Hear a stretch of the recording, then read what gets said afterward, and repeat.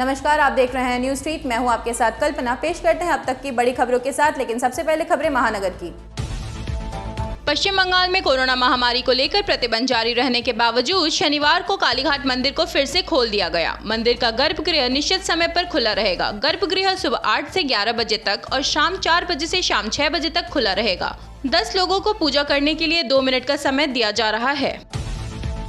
Police ने नहीं दी अनुमति, लेकिन इसके बावजूद मैराथन दौड़ होगी। शनिवार को प्रदेश भाजपा अध्यक्ष दिलीप घोष ने यह बात स्पष्ट तौर पर कही। इस दिन दिलीप घोष ने कहा कि पुलिस का काम ही है कि भाजपा के कार्यक्रमों को अनुमति न देना।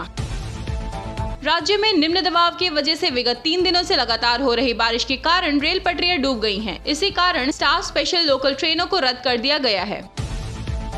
पश्चिम बंगाल में भी one nation one ration card की व्यवस्था अब चालू की जा रही है। सुप्रीम कोर्ट में इस विषय के बारे में पहले ही निर्देश दिया गया था। अब राज्य सरकार द्वारा निर्देशिका जारी कर इसे लागू करने के लिए कहा गया है। नवान्न की ओर से स्पष्ट कहा गया है कि सभी अस्थायी पेशे के लोग या फिर प्रवासी श्रमिक वे आसानी से देश में कहीं भी राशन दुकान से खाद्य संग्रह कर सकें, इसलिए इस व्यवस्था को राज्य में लागू की जा रही है।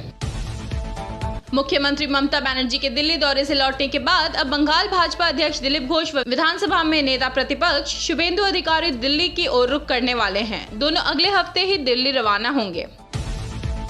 कोलकाता एयरपोर्ट पर यात्रियों की संख्या अब 20,000 पार कर गई। सूत्रों के मुताबिक एयरपोर्ट पर इन दिनों लगातार यात्रियों की संख्या बढ़ रही है। इसके लिए 203 उड़ानों का संचालन किया गया। वहीं यात्रियों की मांग है कि जिन गंतव्यों पर आंशिक प्रतिबंध लगाया गया है उन्हें अब हटा लिया जाए।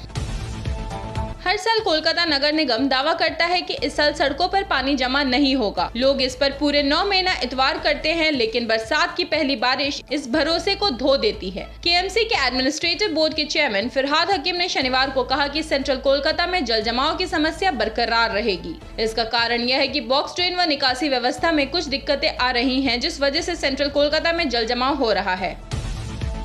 पश्चिम बंगाल विधानसभा चुनाव में पराजय के बाद भाजपा की मुश्किलें कमने का नाम नहीं ले रही। हाल में भाजपा युवा मोर्चा की बैठक में झड़प के कारण भाजपा कार्यकर्ता राजू सरकार के मौत के बाद भाजपा ने हेस्टिंग स्थित चुनाव कार्यालय का एक हिस्सा बंद कर दिया है। विधानसभा में प्रतिपक्ष के नेता शुभेंदु अधिकारी के अलावा कोई भी नेता फिलहाल हेस्टिंग स्थित कार्यालय में नहीं बैठेंगे। भाजपा कार्यकर्ता अब मुरलीधर सेन लेन की स्थित पुराने कार्यालय में ही बैठेंगे। अब रुक करते हैं देश विदेश की खबरों की ओर। भारत के लिए टोक्यो ओलंपिक का 9वां दिन कुछ खास नहीं रहा। महिला badminton star PV Sindhu singles के सेमीफाइनल में हार गई। मुक्केबाजी में अमित पंघाल अपना पहला मैच हारकर बाहर हो गए। महिला मुक्केबाज पूजा रानी को क्वार्टर फाइनल में हार मिली। वहीं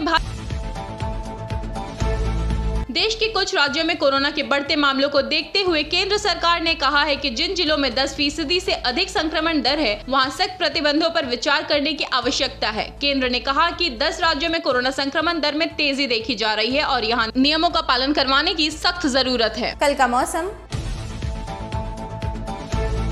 कोलकाता समेत राज्य के अन्य हिस्सों में बारिश का सिलसिला फिलहाल जारी रहेगा। मौसम विभाग की ओर से बताया गया है कि कोलकाता में न्यूनतम तापमान 26.2 डिग्री सेल्सियस है। वहीं अधिकतम तापमान भी महज 30.2 डिग्री सेल्सियस है, जो सामान्य से 2 डिग्री कम है। सभी खबरों की विस्तृत जानकारी के लिए देखते रहिए न्यूज स्ट्रीट। फिलहाल के लिए इतना ही। नमस्कार।